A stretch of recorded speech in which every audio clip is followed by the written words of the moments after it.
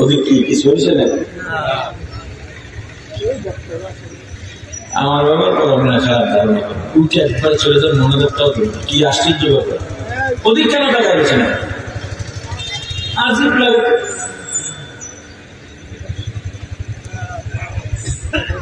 জরুরি কথা বলতে যদিও টাকা হয়েছে কি বল শোনারা শুনতেছে ওই যে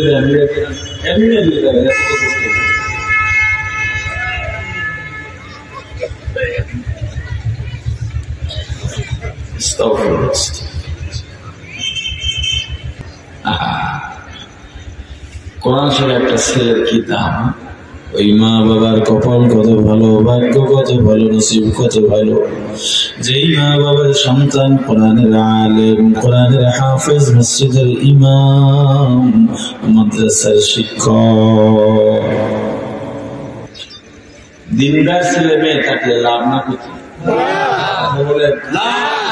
বুঝলেন না?